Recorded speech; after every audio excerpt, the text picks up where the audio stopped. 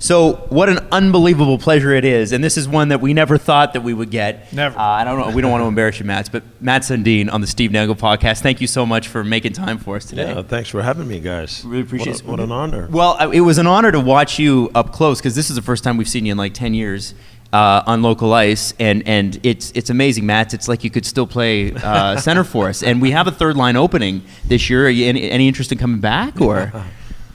A little bit too old. 10 years ago, I would have thought about it. Not anymore. Oh, fair enough.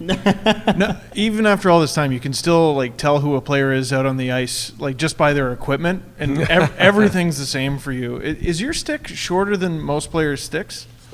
I don't think so. No? No, I think sticks are obviously very individual.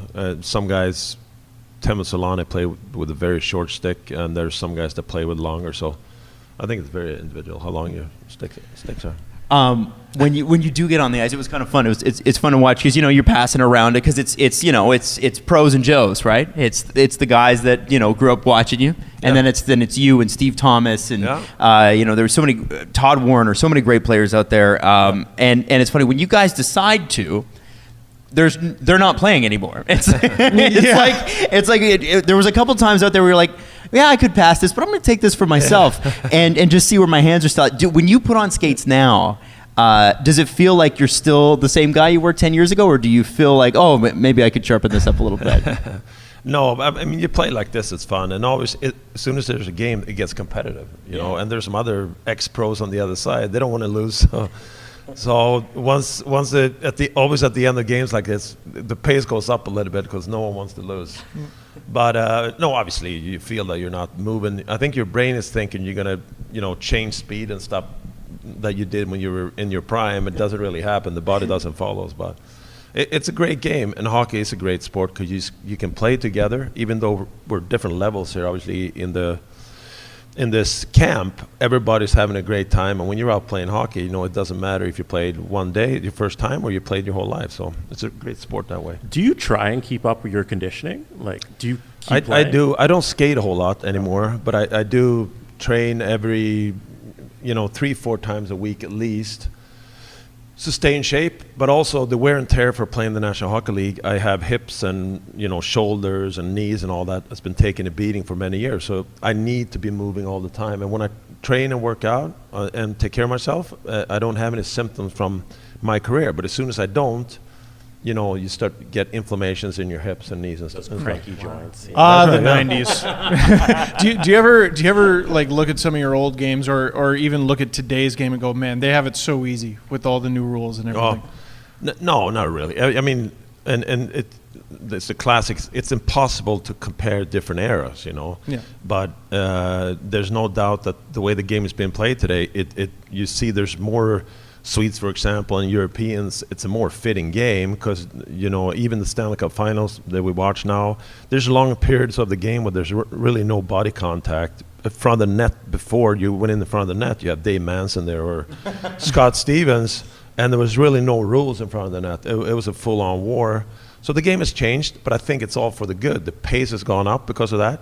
You have skilled guys in all four lines. We didn't have that in the late 90s. So, but if you look at the skill guys that played in my era, I look at a guy like Brian Berard. He would get, when he came into the league, he was a run and gun kind of defenseman.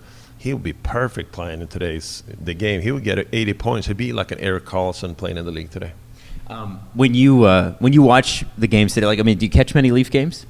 I don't, because I'm mostly in Europe. I don't catch them live, but I see obviously a lot of highlights, and I follow the playoffs.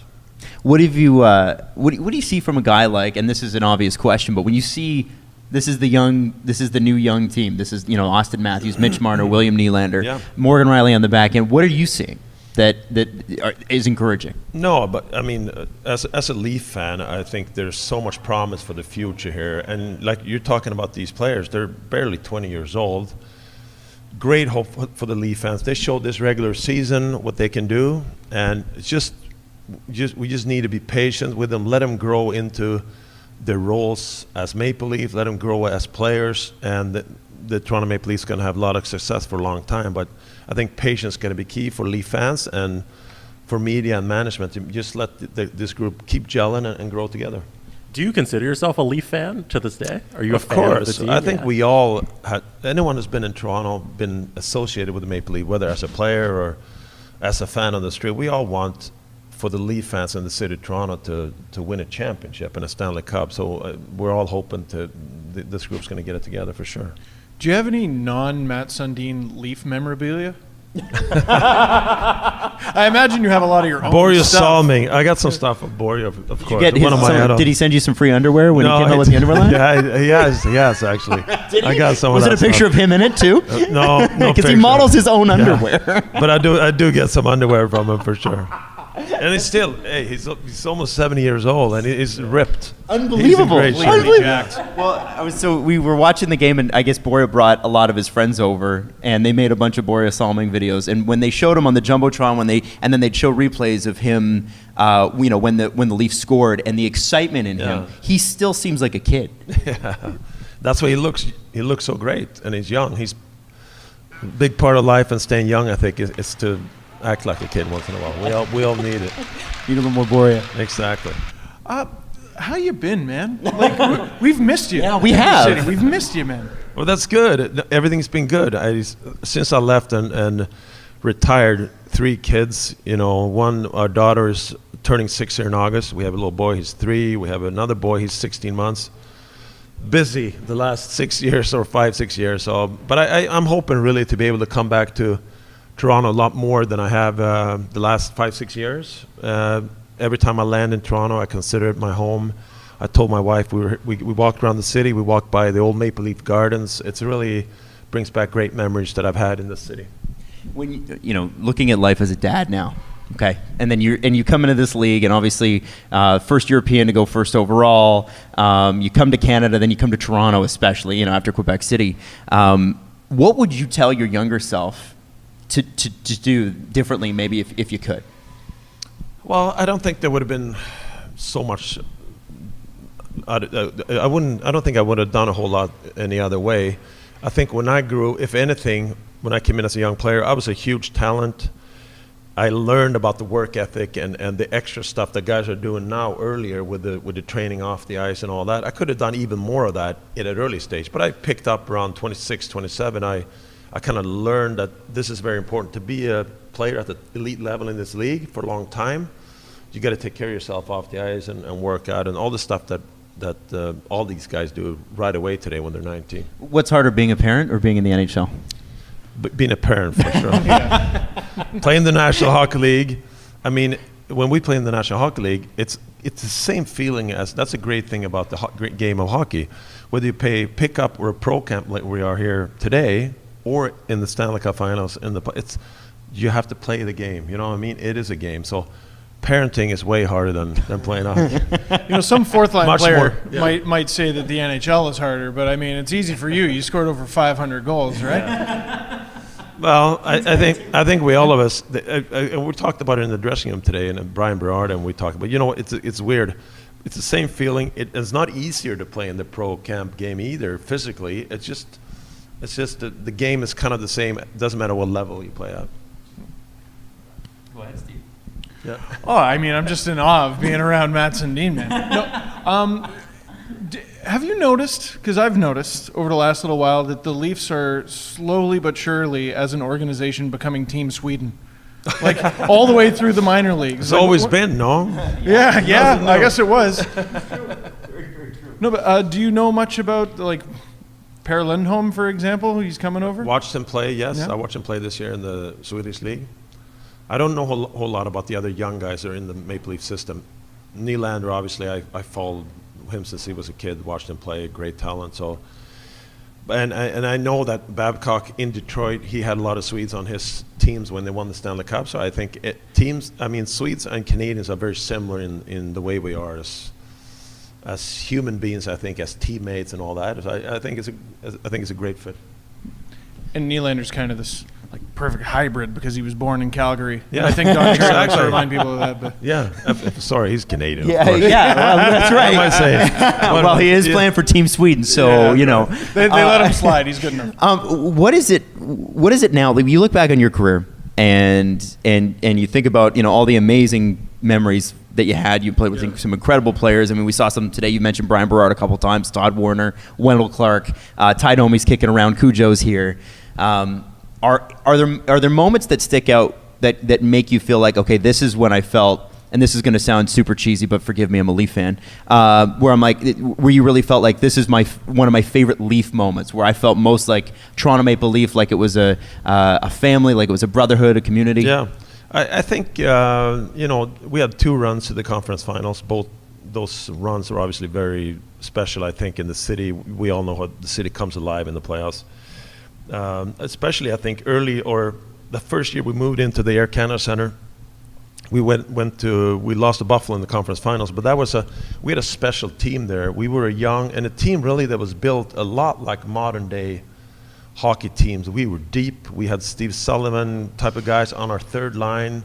We really had scoring right through the whole lineup, and those were really, I look back at that era, it was really a special time to be part of the Maple Leafs, and we had a really tight dressing room. And Buffalo cheated anyway. I wouldn't even feel bad about that. Hasek was cheating in that. Really? Throwing a stick, and I don't know what he was doing. Pretty much. Flopping around. I got to ask you this because I mean, there's a few fan questions here. We had an Ask Mats thing, so I got 3 questions from our Reddit page. Yep. First one is, what was the best way for you and your teammates to bond during long road trips? And do you have any stories that you can share about those bonding? Yeah, I think any team, and as a captain too, you want to get the team together away from the rink. So go for dinners and have a few beers and get to know the guys. And we always said, and my really feeling from being a captain for a long time, 23 guys on the team, all 23 guys and 8-9 different nationalities sometimes. It's impossible to be best friends, but you need that respect in the dressing room. And I think once you hang off the ice away from the rink, that's a good place to build that. So we try to do different like social stuff together away from the rink. You bring up the captaincy. Leafs have noticeably had one vacant for 2.5 seasons now. The obvious question everybody's asking is this Austin Matthews year to be captain? Is 21, 22 too early? And more importantly, forget whether it's too early or not. What does it take? Yeah. What does it really take in Toronto? You know what? I think in that dressing room, and we don't see in the dressing room what's going on and what the personality is, but it's one of those things that's going to, everybody's going to see who are the leaders in the dressing room. I think the letter that you wear on the sweater is not really the main thing. It's usually 1 or 2. It might be more guys that are a group of leaders that will set the culture in the dressing room, set the work ethic.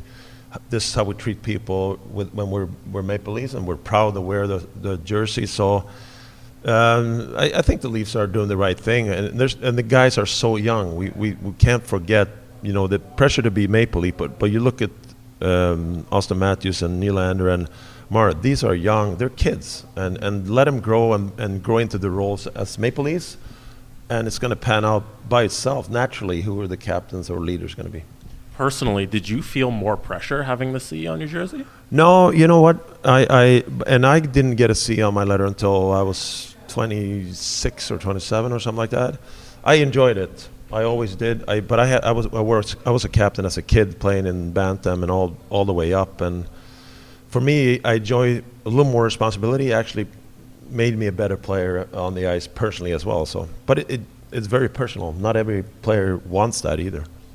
The first game of the, I think it was the 07-08 season, Leafs lost, unfortunately, and the front page of the Toronto Sun said, "Leafs better luck next year." And it made me so mad that I started yelling and screaming into a webcam, and I started a YouTube channel, and I've made over 1,000 videos now. Oh. Do you remember? I yell and scream a lot.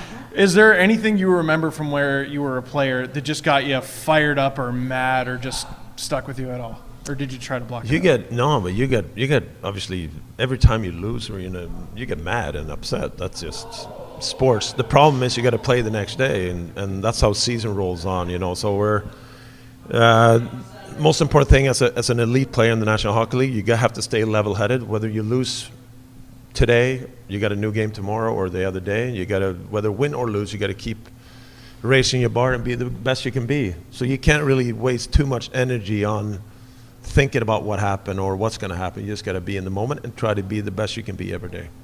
A couple more listener questions, and then we'll let you go because I know that you've waited around long enough even for us setting it up. if you could play between any two wingers, hello, is that it? We lost the lights. The lights are back. If you could play between any two wingers today, who would it be? Wow, who would be my wingers today? They're currently playing in the league. You mean? Yeah, and we're sending this clip to the Toronto Sun, so be very careful with your name. Okay, I'm kidding. okay. Well, how about Ovechkin, newly Stanley Cup champion? There's one. Who else? Who would be on the other side here?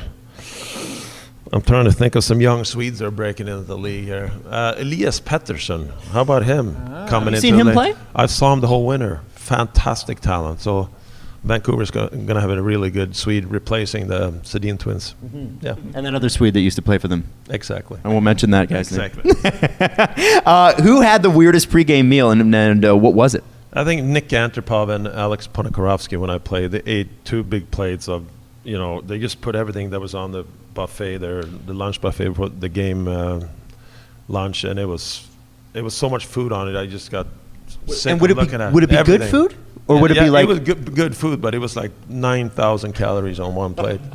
But they were big guys, but that's what they ate. Still, But yeah. Nick Antropov is Yeah, still a he's big a big guy. man. Wow, he isn't shrunk. Yeah, no, They wanted to be on your line, man. yeah, they did. Had to stay nourished. Exactly. Well, Mats, it's been an honor. It really has. We all grew up watching you. We all, and not to make things awkward, but we all had your jersey. So it's a dream come true for us to interview you today. Thank you for making the time. Thanks for having me, guys. Pleasure. Be on it. Appreciate it. Thanks. buddy. Thanks, guys. All right, that was awesome. Thank you so much. Thanks, guys.